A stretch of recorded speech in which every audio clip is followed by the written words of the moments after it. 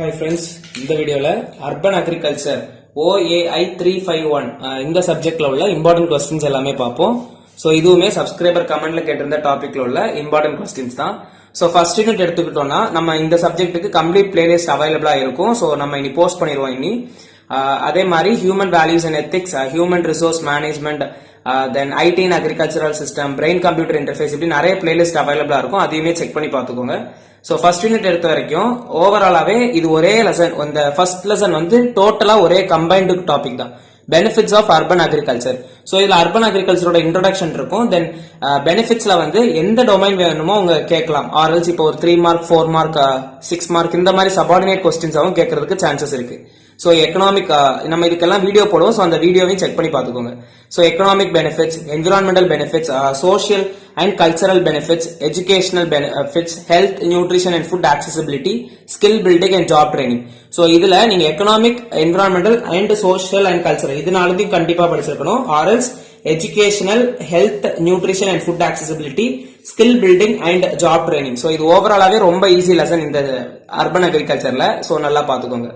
Then second lessonல 4 topics important. First thing, vertical farming, its types, benefits. Then second topic வந்து green facade. Then third வந்து living or green wall.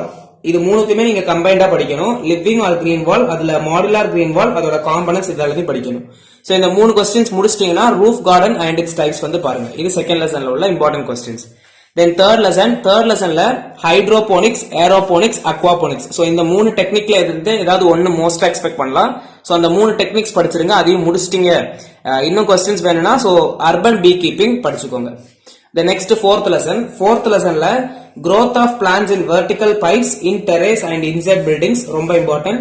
Then இதுல ரொம்ப prioritize பண்ணி படிக்க வேண்டிய இந்த micro injections. So micro injection concepts suitable for rooftop gardening.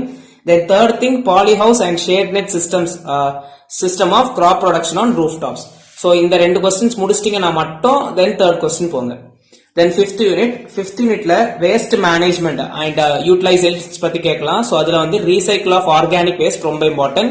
Then next thing, garden waste, solid waste management. ஓகேவா? So garden wastes அதுல solid waste management பத்தி கேட்கலாம். Then microbiology of wastes, இது மூணு தான் important topics 5th lessonல இருந்து. ஓகேவா? So overall இதெல்லாம் தான் important questions for urban agriculture OAI 351. So இந்த சப்ஜெக்ட்டுக்குமே பிளேலிஸ்ட் அவைலபிளா மேக் பண்ணுவோம். So stay tuned. வீடியோ பிடிச்சிருந்துச்சுன்னா லைக் பண்ணுங்க, ஃப்ரெண்ட்ஸுக்கும் ஷேர் பண்ணுங்க, கண்டிப்பா யூஸ்ஃபுல்லா இருக்கும். சப்ஸ்கிரைப் பண்ணிக்கோங்க. தேங்க்யூ.